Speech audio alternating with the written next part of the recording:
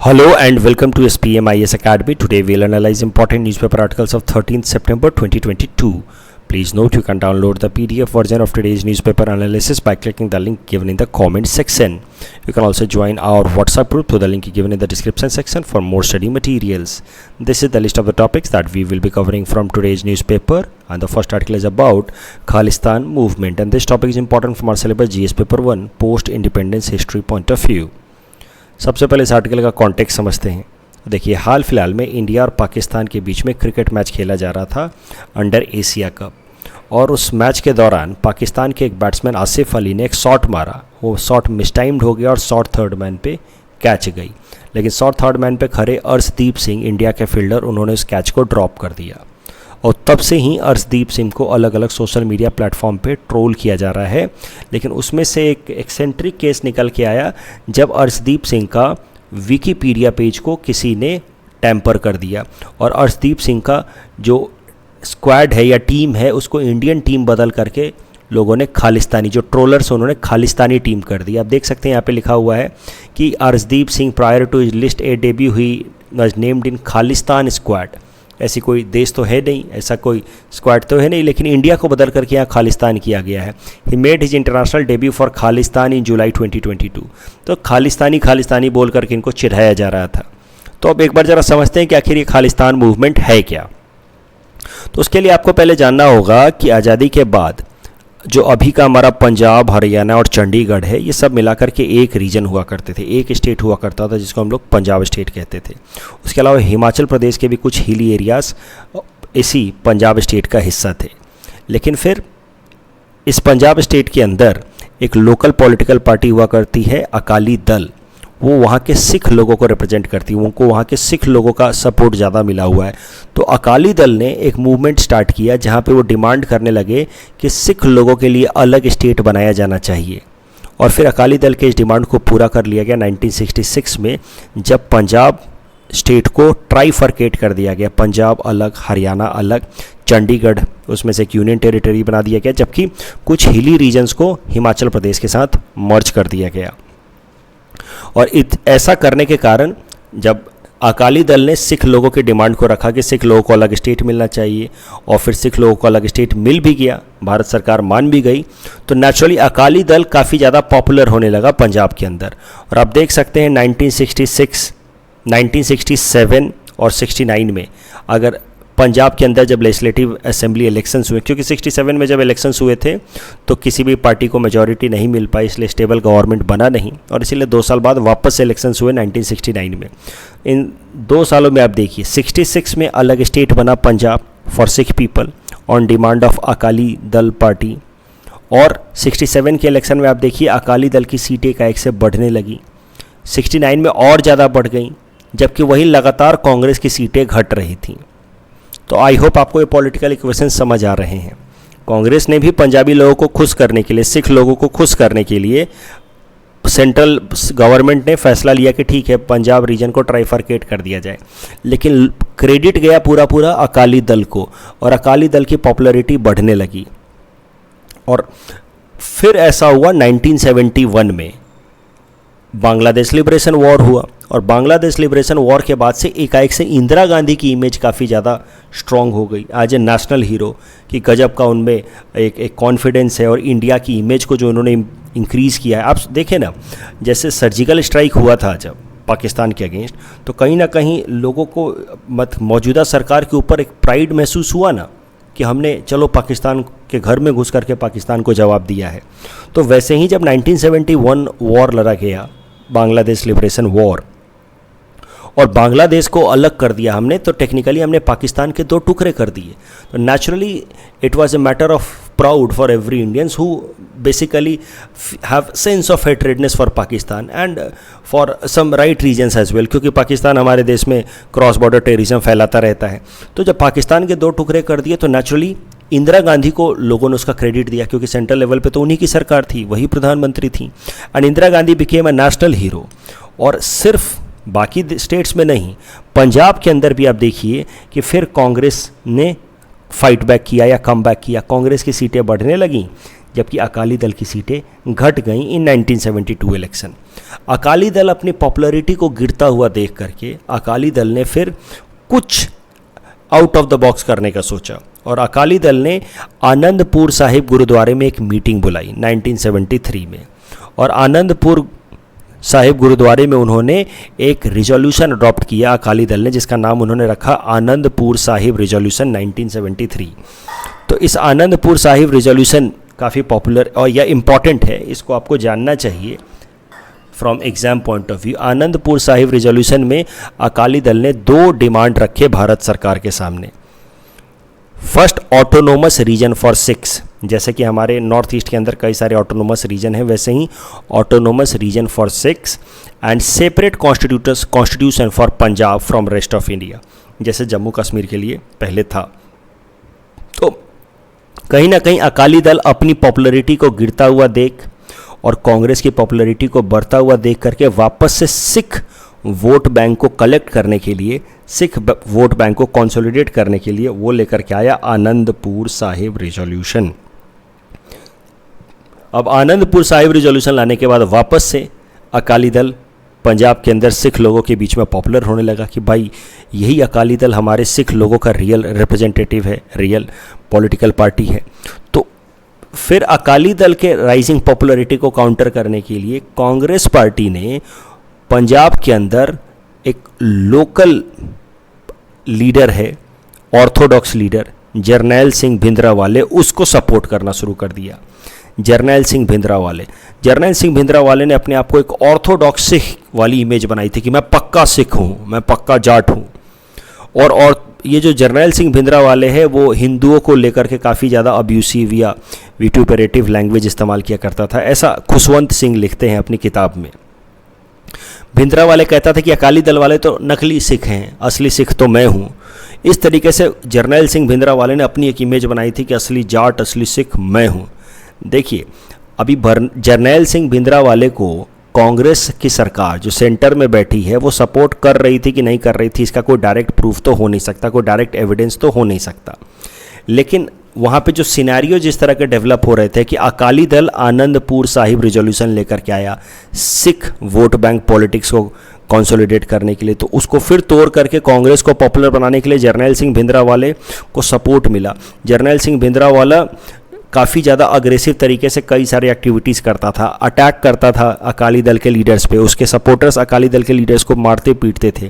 फिर भी central government ने कुछ नहीं किया for many years in the early phase of rise of Bhindranwale. तो इस कारण से कई सारे राइटर्स या थिंकर्स का मानना है कि कहीं ना कहीं सेंट्रल गवर्नमेंट का इनडायरेक्ट सपोर्ट रहा है जरनैल सिंह भिंद्रावाले को इन अर्ली फेज। तो आई होप आपको सिनेरियो समझ आ रही है। अकाली दल है वो उसने अपने डिमांड करके पंजाब को सेपरेट करा लिया और सिख लोगों के लिए अलग स्टेट बनवा दिया। तो अकाली दल पंजाब के अंदर पॉपुलर हो गया।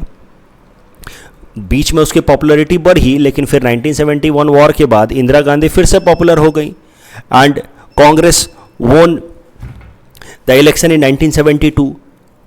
और उसके बाद कांग्रेस ज़्यादा पॉपुलर होने लगा 1972 में। आप देख सकते हैं कि इंदिरा गांधी की सीटें बढ़ने लगीं। तो फिर इसको रोकने के लिए फिर उन्होंने शुरू किया Anandpur Sahib resolution. Anandpur Sahib resolution was a kind of approach in order to collect the Sikh vote bank, consolidate the Sikh vote bank। और फिर आनंदपुर साहिब रिजोल्यूशन को काउंटर करने के लिए, जहाँ पे आनंदपुर साहिब रिजोल्यूशन में आपने देखा कि there was a demand to have autonomous state for Punjab and separate constitution for Punjab, उसको काउंटर करने के लिए वहाँ की जो सेंट्रल लेवल पे जो कांग्रेस की सरकार थी उन्होंने जरनैल सिंह भिंद्रावाले नाम के एक ऑर्थोडॉक्स सिख को सपोर्ट करना शुरू किया। लेकिन Jarnail Singh Bhindranwale proved out to be a Frankenstein monster. Frankenstein monster एक ऐसा टर्म है जिसको इस्तेमाल किया जाता है in order to explain some entity which destroys its own creator. तो एक टर्म है, बेसिक अंग्रेजी शब्द है, जिसका मतलब है कि जिसने, मान लीजिए कि आपने कुछ एक मॉन्स्टर बनाया और वो मॉन्स्टर आप ही को डिस्ट्रॉय कर दे, तो फिर इस पूरे फिनोमेना को कहा जाएगा फ्रैंकेस्टीन मॉन्स्टर, या उस एंटिटी को कहा जाएगा फ्रैंकेस्टीन मॉन्स्टर। तो Bhindranwale turned out to be a Frankenstein monster.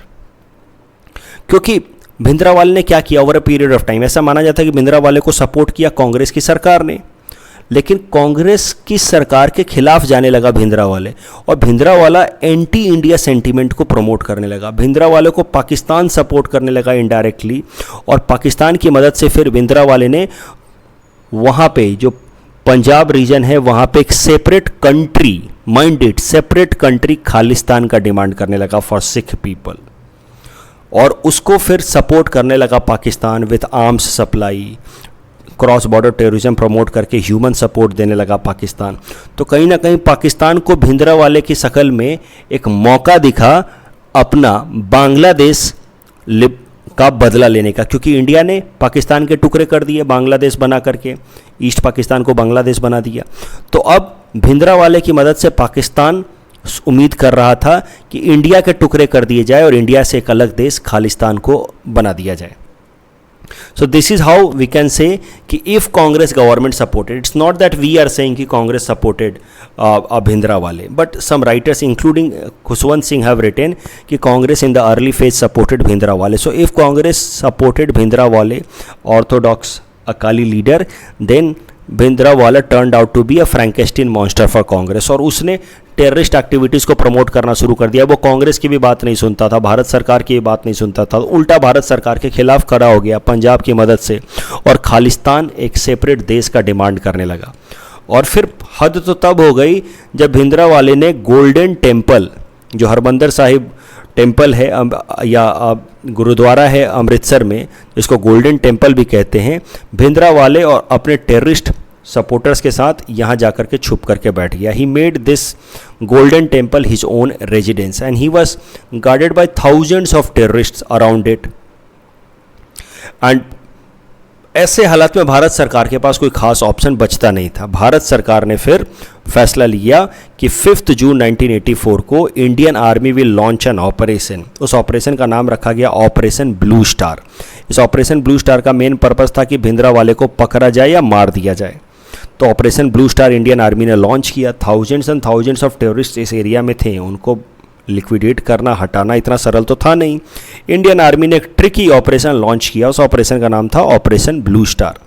उसमें क्रॉस फायरिंग हुई, टेररिस्ट लोगों ने फायर किया, इंडियन आर्मी को भी जवाब में फायरिंग करनी पड़ी, और 5 जून को ऑपरेशन ब्लू स्टार लॉन्च किया गया। 6 जून को भिंद्रावाला मारा गया। लेकिन इस पूरे प्रोसेस में गलती क्या हो गई, गलती कहिए या ये होना ही था कि इंडियन आर्मी को अपने टैंक्स वगैरह इस गुरुद्वारे के कैंपस में लाना पड़ा। फायरिंग हुई अकाल तख्त के आसपास। Akal Takht is the seat of आदि ग्रंथ।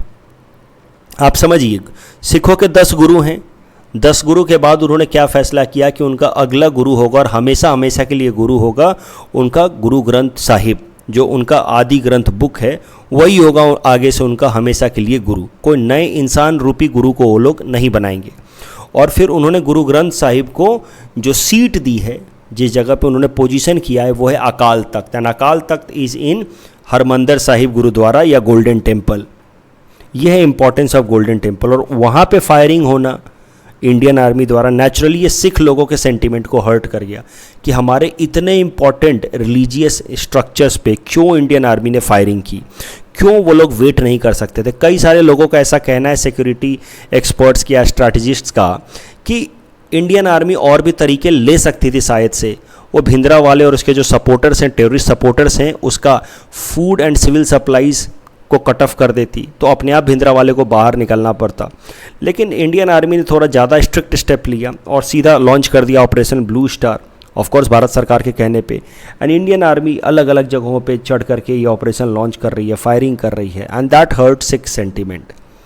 और फिर क्या हुआ कि इंदिरा गांधी, ये सारी चीज़ें हो रही हैं। 5 जून को ऑपरेशन ब्लू स्टार लॉन्च हुआ, 6 जून को भिंद्रावाला मारा गया। उसके बाद से जो हमारी सिक्योरिटी एजेंसीज़ हैं, उन्होंने इंदिरा गांधी जी को वार्निंग भी दी थी कि आपकी जान को खतरा हो सकता है, बिकॉज सिख सेंटीमेंट हर्ट हुआ है।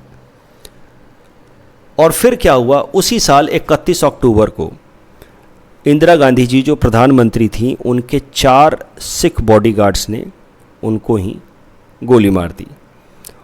और इस तरीके से assassination of our prime minister happened in 1984, and that is very much linked with Operation Blue Star, Jarnail Singh Bhindranwale, Akali Dal and all, Khalistani movement. उसके बाद इंडिया के अंदर, क्योंकि इंदिरा गांधी एक पॉपुलर लीडर थी और उनका असैसिनेशन, तो फिर इंडिया के अंदर एक एंटी सिख सेंटीमेंट राइज हुआ और सिख लोगों के खिलाफ एक स्लॉटरिंग शुरू हुई या राइट शुरू हुआ। ये सब अनफॉर्चुनेट इवेंट्स हैं, yet you should know it. अगर आपको सिविल सर्विसेज में जाना है और इस तरह की चीज़ों को फ्यूचर में प्रिवेंट करना है, तो इंदिरा गांधी का असैसिनेशन सिख बॉडीगार्ड्स ने किया और सिख लोगों के खिलाफ फिर इंडिया भर में एंटी सिख राइट शुरू हो गए, 4000 सिख मारे गए। और उसके बाद से ये जो खालिस्तान मूवमेंट है और ज़्यादा मजबूत हो गया। जब सिखों को मारा गया तो नेचुरली सिख लोगों को गुस्सा आएगा कि why are we being killed, why are we being targeted. तो एक सिख दंगों के बाद जो 1984 में हुए after assassination of Indira Gandhi, Khalistan movement ने और पीक कर लिया। पंजाब के chief minister Beant Singh was killed by the Khalistani terrorist, और कुछ सालों तक ये खालिस्तानी मूवमेंट चलता रहा। उसमें of course there was support of Pakistan as well. कई सारे एक्सट्रीमिस्ट ग्रुप बनाए गए, Khalistan liberation force, Khalistan commando force, Babbar Khalsa.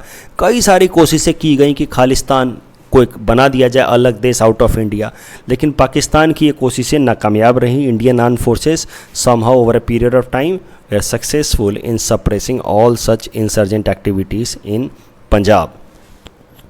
तो ये जो टॉपिक था पोस्ट इंडिपेंडेंस हिस्ट्री पर्सपेक्टिव से भी इम्पॉर्टेंट था, इंटरनल सिक्योरिटी पर्सपेक्टिव से भी इम्पॉर्टेंट था। अगर इंसर्जेंसी पे सवाल आ जाए तो आपको लिखना है कि इंसर्जेंसी सिर्फ नॉर्थ ईस्ट में नहीं रही है, इंसर्जेंसी इंडिया के अलग अलग कोनों में भी रही है।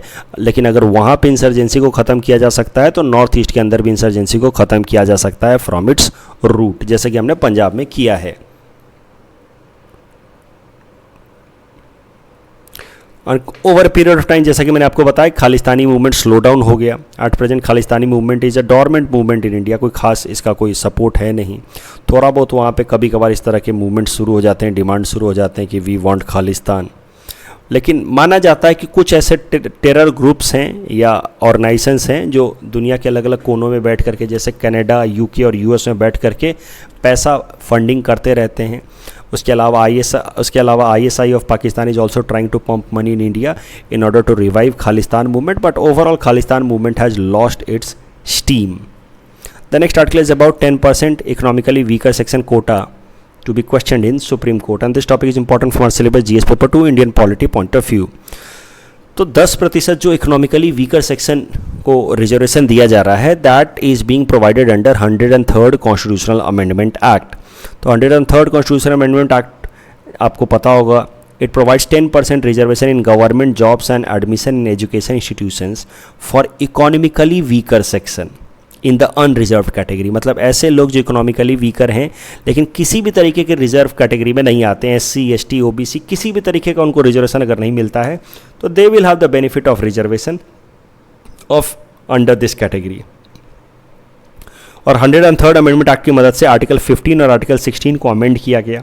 आर्टिकल 15 सब क्लॉज 6 ऐड किया गया, आर्टिकल 16 सब क्लॉज 6 ऐड किया गया। 15 सब क्लॉज 6 ऐड किया गया ताकि इस बात को इंश्योर कराया जा सके कि एजुकेशन इंस्टीट्यूशंस में एडमिशन जब भी इकोनॉमिकली वीकर सेक्शन के लोगों को दिया जाए तो that should not be considered as violation of right to equality. 16(6) add किया गया ताकि इकोनॉमिकली वीकर सेक्शन लोगों को जब एम्प्लॉयमेंट अपॉर्चुनिटीज़ में कुछ एडवांटेज प्रोवाइड की जाए तो that should not be considered as violation of right to equality. और इसी 103rd अमेंडमेंट एक्ट की मदद से state governments were also empowered to provide reservation on the basis of economic backwardness.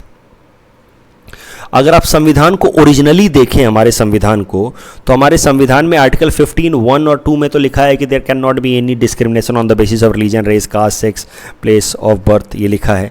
लेकिन आर्टिकल 15(4) अलाउ करता है some special provision for socially and educationally backward classes, यानी कि कोई ऐसा क्लास जो सोशली या एजुकेशनली बैकवर्ड हो उसके लिए स्पेशल प्रोविजन बनाया जा सकता है। और फिर आपको पता होगा कि मंडल कमीशन लाया गया और फिर मंडल कमीशन के रिकमेंडेशन पे OBC रिजर्वेशन लाया गया 1990s में। तो मतलब socially and educationally backwardness criteria हो सकता है फॉर प्रोवाइडिंग रिजर्वेशन, कहीं भी इकोनॉमिक क्राइटेरिया नहीं लिखा हुआ है फॉर प्रोवाइडिंग रिजर्वेशन। लेकिन यहाँ इकोनॉमिक क्राइटेरिया के बेसिस पे 103rd अमेंडमेंट करके सरकार ने इकोनॉमी को भी एक सोल क्राइटेरिया बना दिया for providing reservation, right. I hope the provision is quite clear. Original जो हमारे कॉन्स्टिट्यूशन मेकर्स थे उन्होंने रिजर्वेशन के लिए SC STs को तो कहा ही है, उसके अलावा सोशली एंड एजुकेशनल बैकवर्डनेस को उन्होंने क्राइटेरिया बताया है फॉर रिजर्वेशन पॉलिसी, लेकिन उन्होंने इकोनॉमिक बैकवर्डनेस को कोई criteria, sole criteria for reservation की तरह देने से मना किया।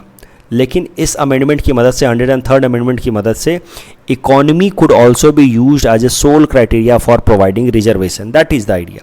और इसी कारण से सुप्रीम कोर्ट में इसको चैलेंज किया गया है, 103rd अमेंडमेंट एक्ट को चैलेंज किया गया है कि it is against the essence of the constitution. तो अब सुप्रीम कोर्ट ने इस पर सुनवाई शुरू की है। हो सकता है अब सुप्रीम कोर्ट का क्या फैसला आता है उसके ऊपर डिपेंड करेगा। हो सकता है कि EWS का क्राइटेरिया पूरी तरह से हट ही जाए। जरा देखते हैं कि कौन से ऐसे 3 एरियाज हैं या 3 चैलेंजेज हैं that has been raised against 103rd amendment act. So तो सबसे पहला चैलेंज है कि 103rd amendment act violates basic structure of the constitution, जो मैंने अभी चर्चा की कि बेसिक स्ट्रक्चर ऐसा माना जा रहा है कि reservation could be provided only on the basis of socially and educationally backwardness, but 103rd Amendment Act promises special protection or reservation on the basis of economic status. Sole economic status could not be the basis for providing any differential status. दूसरा जिस ground पे 103rd amendment act को challenge किया गया है वो ये है कि सुप्रीम कोर्ट का जो 1992 का इंदिरा साहनी जजमेंट था उसको वायलेट कर रहा है ये 103rd अमेंडमेंट एक्ट। तो आई होप आपको याद होगा, आपने पहले भी पढ़ रखा होगा, मैंने भी बताया है, मंडल कमीशन का रिपोर्ट को जब इम्प्लीमेंट किया VP सिंह की सरकार ने और OBC रिजर्वेशन लेकर के आए, तो OBC रिजर्वेशन को चैलेंज किया गया सुप्रीम कोर्ट के अंदर अंडर इंदिरा साहनी केस की OBC रिजर्वेशन इज़ अनकॉन्स्टिट्यूशनल। फिर उस पर सुप्रीम कोर्ट ने इंदिरा साहनी केस में कहा कि OBC रिजर्वेशन अनकॉन्स्टिट्यूशनल नहीं है, it is well within the constitutional realm, लेकिन कुछ क्राइटेरिया सुप्रीम कोर्ट ने दिए in order to be followed अगर रिजर्वेशन पॉलिसी को हमें OBC को देना है तो सुप्रीम कोर्ट ने कुछ क्राइटेरिया ले डाउन किए for reservation system. Supreme court ने 2 क्राइटेरिया ले डाउन किए। पहला उन्होंने कहा कि किसी भी केस में ओवरऑल रिजर्वेशन 50% से ज़्यादा नहीं होना चाहिए। हाँ, उसमें उन्होंने कहा कि अगर कोई एक्स्ट्रा ऑर्डनरी सर्कमस्टांसेज अराइज होते हैं उस केस में 50% से ज़्यादा रिजर्वेशन दिया जा सकता है, लेकिन नॉर्मल सर्कमस्टांसेज में 50% से ज़्यादा रिजर्वेशन नहीं होना चाहिए। और OBCs के लिए उन्होंने, सुप्रीम कोर्ट ने इंदिरा साहनी केस में क्रीमी लेयर का कॉन्सेप्ट देते हुए एक लिमिट से ज़्यादा जिनकी इनकम है या इकोनॉमिक स्टेटस है उसको रिजर्वेशन पॉलिसी से डिवॉइड कर दिया। So this was the Indira Sawhney judgment. तो इंदिरा साहनी जजमेंट का अगर पहला प्रिंसिपल आप देखें कि overall reservation should not be more than 50%, तो इस हिसाब से तो 103rd अमेंडमेंट एक्ट उसको वॉयलेट करता है, क्योंकि 103rd अमेंडमेंट एक्ट लाने के बाद जब 10% EWS रिजर्वेशन आ जाता है तो टोटल रिजर्वेशन बिकम्स 59.5%। तो इस ग्राउंड पे भी इसको चैलेंज किया गया है सुप्रीम कोर्ट में। और तीसरा ग्राउंड है जिस पे इसको चैलेंज किया गया है सुप्रीम कोर्ट में, वो है कि आपको याद होगा article 19(1) gives us right to practice profession of our choice, right to practice trade और प्रोफेशन ऑफ आवर चॉइस। तो जो प्राइवेट इंस्टीट्यूशंस हैं उन्होंने कंप्लेन किया है इस 103rd अमेंडमेंट एक्ट के अगेंस्ट कि why are they being forced to take admission on the basis of some other criteria apart from merit, क्योंकि प्राइवेट एजुकेशन इंस्टीट्यूशंस को भी EWS रिजर्वेशन को मानना है। तो now they are challenging it कि why are they being forced to take admission of the student on the basis of some other criteria. We are private institution or we are unaided education institutions. So अगर हम पे ये EWS criteria force किया जा रहा है तो it is against our fundamental right to practice profession or trade of our choice, and this is how our fundamental right is violated. The next article is about World Dairy Summit 2022. This topic is important from our syllabus GS paper 3 Indian economy point of view. हमारे देश में 12 से 15 सितंबर तक organise किया जा रहा है world dairy summit 2022, new Delhi में ऑर्गेनाइज किया जा रहा है। World dairy summit is organised by international dairy federation, और ये इम्पॉर्टेंट है क्योंकि लगभग 50 सालों बाद, 50 सालों बाद, आई एम सो सॉरी, लगभग 50 सालों बाद वर्ल्ड डेयरी समिट हमारे देश में हो रहा है। आखिरी बार वर्ल्ड डेयरी समिट हमारे देश में होस्ट किया गया था इन 1974। जो 2022 का वर्ल्ड डेयरी समिट इंडिया में हो रहा है, इसका थीम है dairy for nutrition and livelihood. अब इस ऑर्गेनाइजेशन के बारे में ज़रा देख लेते हैं जो वर्ल्ड डेयरी समिट को ऑर्गेनाइज करा रहा है, international dairy federation. It was created in 1903। It has been recognized as an international authority in the development of science-based standard for dairy sector। तो डेयरी सेक्टर के लिए एक इंटरनेशनल ऑर्गेनाइजेशन है जो उसको लेकर के अलग अलग रिकमेंडेशंस देता है ताकि डेयरी सेक्टर का साइंटिफिक डेवलपमेंट हो। इंटरनेशनल डेयरी फेडरेशन का हेड क्वार्टर है इन ब्रुसेल्स, बेल्जियम। अब जरा देखते हैं हमारे प्रधानमंत्री नरेंद्र मोदी जी ने इंटरनेशनल डेयरी समिट के इनॉग्रेशन स्पीच में क्या कहा है। तो हमारे प्रधानमंत्री नरेंद्र मोदी जी ने इंडिया के डेयरी सेक्टर को लेकर के कुछ इंपॉर्टेंट बातें बताई हैं जो आपको जानना चाहिए। अगर डेयरी सेक्टर पे कोई मेंस में सवाल आ जाता है तो आप इन पॉइंट्स का इस्तेमाल कर सकते हैं। सबसे पहले उन्होंने कहा है about self sufficiency. So India is a self sufficient country in milk production. India is now world's top milk producer as well as consumer. हमारा जो overall per capita milk production है that is also higher than world's average. Indian dairy sector की अगर बात की जाए तो it is mostly based on cooperative model, जैसे अमूल कोऑपरेटिव सोसाइटी, जैसे हमारे यहाँ पे Purabi is also an outcome of cooperative society जिसका नाम है वमूल। तो हमारे यहाँ पे पूरे इंडिया में अलग अलग जगहों पे अलग अलग मिल्क रिलेटेड कोऑपरेटिव सोसाइटीज़ हैं जो मिल्क प्रोडक्शन में काफ़ी ज़्यादा अच्छा काम कर रही हैं और जो स्मॉल और मार्जिनल फार्मर्स हैं उनके इनकम को ऑगमेंट करने में हेल्प कर रही हैं। उसके अलावा डेयरी सेक्टर का एक इम्पॉर्टेंट कंट्रीब्यूशन है कि about 70% of the work force are women. तो वीमेन के इकोनॉमिक एम्पावरमेंट में डेयरी सेक्टर का काफ़ी अच्छा कंट्रीब्यूशन है। उसके अलावा डेयरी सेक्टर प्रिवेंट्स मोनोकल्चर। हमारे देश का डेयरी सेक्टर की खासियत ये है कि हम लोग इंडिजीनस ब्रीड यानी कि देश की जो कैटल्स का ब्रीड है उसके साथ साथ हाइब्रिड या फॉरेन ब्रीड्स का भी इस्तेमाल करते हैं। इससे डेयरी सेक्टर के अंदर काफ़ी ज़्यादा डाइवर्सिटी बनी रहती है और डाइवर्सिटी के कारण हमारा dairy sector is immune to any kind of damage caused by climate change. क्योंकि क्लाइमेट चेंज से हो क्या सकता है, अगर एक ही तरीके के मान लीजिए कैटल्स हैं आपके पास जिनकी एक पर्टिकुलर तरह की डीएनए है और अगर उन कैटल्स को निगेटिव इम्पैक्ट होने लगा बिकॉज ऑफ क्लाइमेट चेंज तो सारे के सारे कैटल्स या तो बीमार हो जाएंगे तो मरने लगेंगे। लेकिन यानी कि इसी को कहते हैं मोनोकल्चर। एक ही तरीके के डीएनए वाले अगर कैटल्स होंगे तो उसको कहेंगे मोनोकल्चर। और मोनोकल्चर डेयरी सेक्टर होगा तो it will remain vulnerable to climate change. लेकिन हमारा डेयरी सेक्टर मोनोकल्चर नहीं है, हमारे यहाँ पे इंडिजिनस ब्रीड भी है, हाइब्रिड ब्रीड भी है, फॉरेन ब्रीड भी है and that is why our dairy sector is resilient against any kind of climate change. उसके अलावा हमारे डेयरी सेक्टर का हम एक डेटा बेस बना रहे हैं and that would be world's largest data base.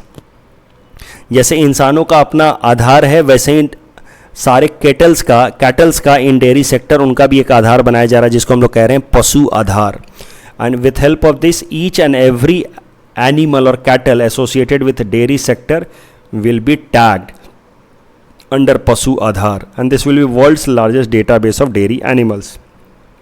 इस टॉपिक के बेसिस पे प्रीलिम्स प्रैक्टिस क्वेश्चन हमने आपको दे रखा है। Please attempt this question and you can submit the answer in the comment section. The next article is about professor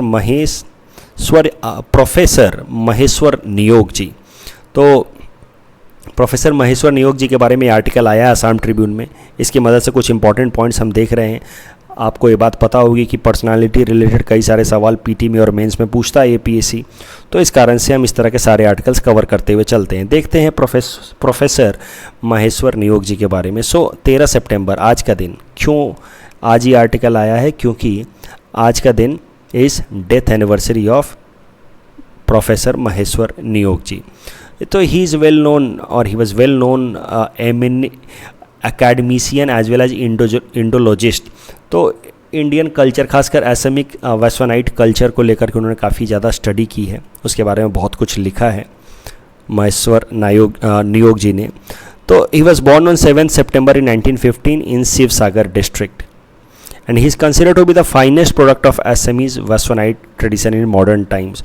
वैश्वनाइट tradition को popularise करने में, आगे सस्टेन करने में उनका काफ़ी अच्छा कॉन्ट्रीब्यूशन है। उनका जो बुक है his most important literary work, इसको आपको याद रखना ही है, known as his magnum opus. Magnum opus मतलब मोस्ट इंपॉर्टेंट बुक, उसका नाम है Sankar Dev and his times, early history of Vaishnava faith and movement in Assam. You can see कि this book known as magnum opus of Professor Maheshwar Niyog is described by eminent scholar Dr. Suniti Kumar Chatterjee as encyclopedia for the subject। तो शंकर देव जी के ऊपर जो इनकी किताब है इसको हम लोग इंसाइक्लोपीडिया मानते हैं।